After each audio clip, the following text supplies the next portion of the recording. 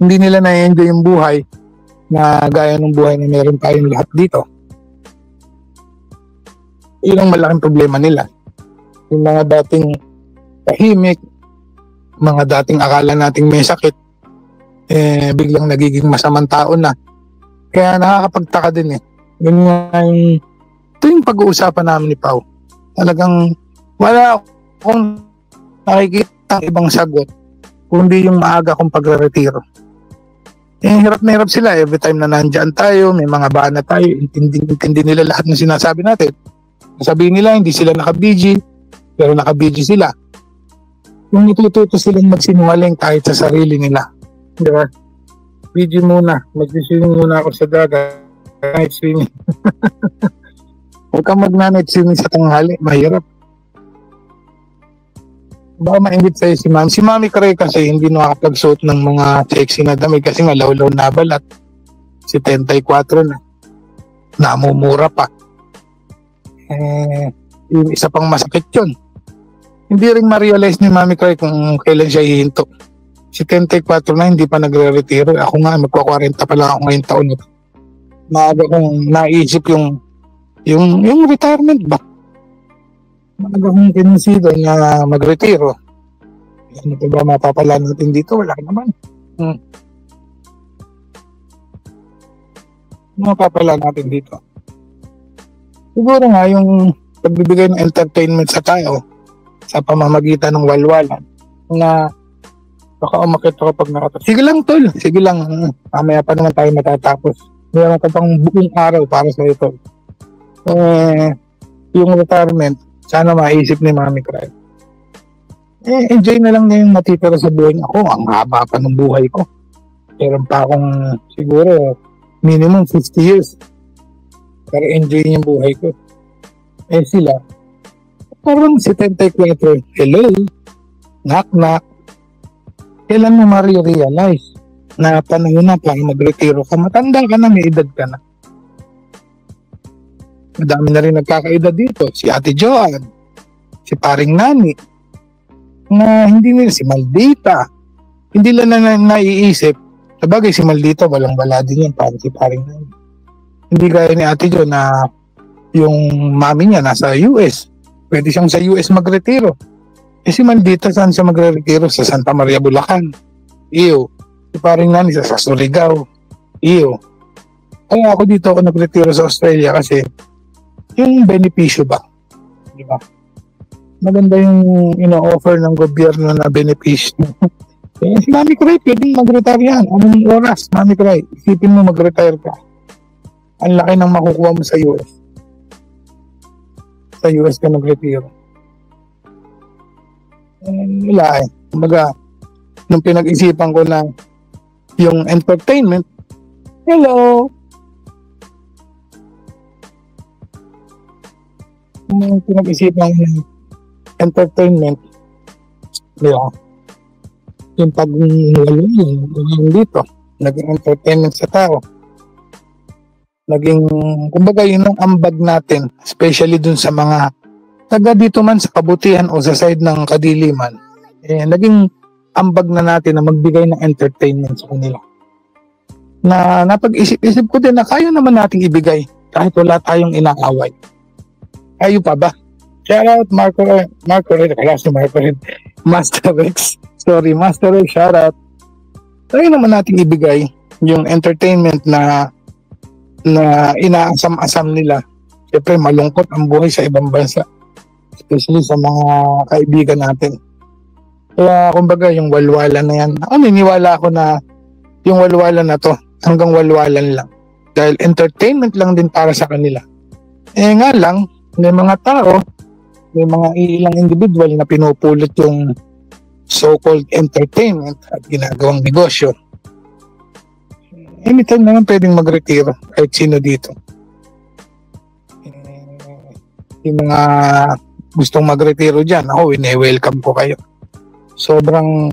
Actually, kung meron nga ako makikilalang 2 tao lang na magkaka-interest magretiro, gagawa ko ng GC para sa atin. Pwede naman kayo magretiro. Ano ba naman yung ipaubayan natin doon sa mga kampo ng kadiliman, yung walwala na to.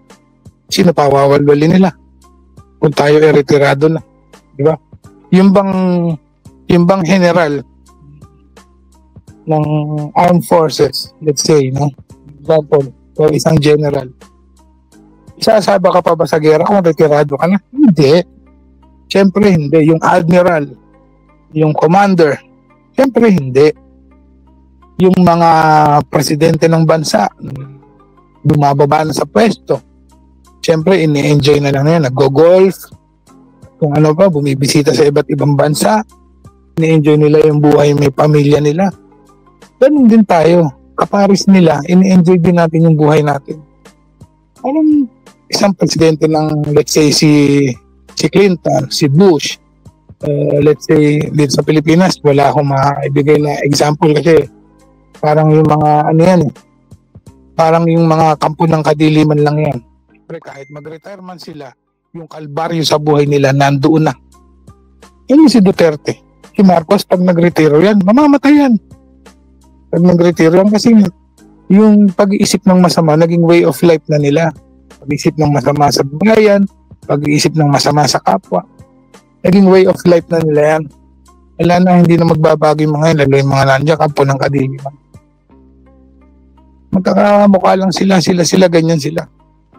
Tayo, ibahin nila tayo, hindi tayo, ika nga palagi nating iniisip yung ikabubuti natin, unang-una, pamilya, natin sa sarili natin, yung ikabubuti ng kapwa natin, especially yung mga kaibigan natin. Ganun lang naman, hindi naman pinag-uwas ng ill will, hindi gaya nila. Mamatay ka na, sana hindi ka na magising, na-aksidente ka, kasi nga, sila yung mga talunan Mananalo ba naman ng kadiliman sa kabutihan? Naturalmente, hindi. Hindi mananalo. Sa isang sinag lang ng liwanag, talo na sila. Ganyan yung laban nila. Kaya nananatili silang magkakasama. Kahit pag sila ang naghiwa-hiwalay, katulad natin, nakukunti lang kayo, hindi nila kakayanin. Namamalimos pa ako, di ba pwedeng mag-refer. Hindi nila kakayanin yung ginagawa natin dito. Oo, wala nga tayong grupo per se, pero magkakaibigan tayo Di tulad nila nun, gagawa pa sila ng team. Team Matrona, Amazing Team, TWP. Iba naman yan. 5 grupo yan. 5 grupo na nagsama-sama. Minimum na 90 katao na lahat naman takot na takot sa atin. Yun lang naman ang masasabi ko. Ang katunayan yan, maibibigay kong isang matimbang na pruweba. Ang matimbang na pruweba yan, dyan, yung pagiging mag-isa ko, especially sa LS na to. Wala man akong kagrupo. Ever since, nag-umpisa ako na mag-isa ako. Although napasama ako sa ilang grupo, inimbita ko dahil alam nila yung importansya ko.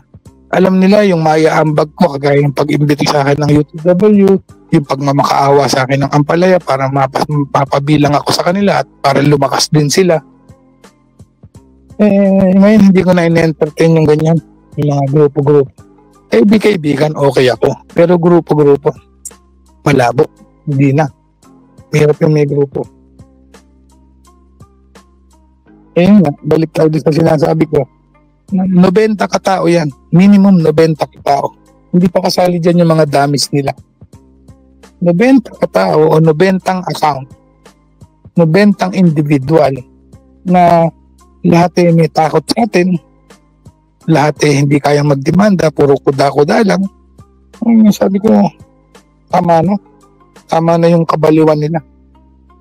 Kumbaga, sa dami ng meron dyan, sa dami ng pitcha, ako lang yung nag-iisang pamato.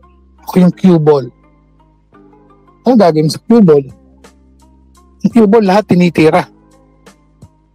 Lahat binabangga. Pag nahulog na sa butas, move ka sa kabila.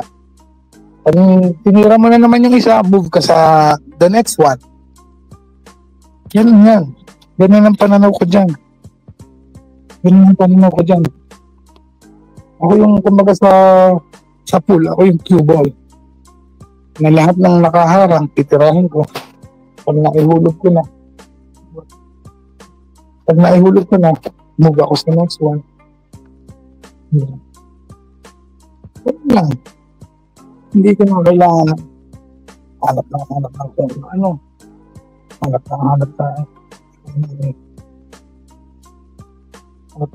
ng yung kumbaga ng bago. Kaya, ano lang.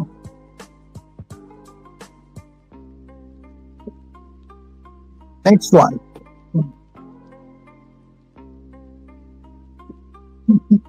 Yung cue ball, kahit ihulog mo yan, ibabalik yan. Ibabalik yan para tirahin na naman yung iba. Diba? Saka kulay puti ang cue ball. Kulay puti, hindi katulad naman. Puro de colores. Kadiliman. Tayo nananatili tayo. Nandiyan lang naman kahit tayo itirado na. Hindi tayo kakayanin. Wait lang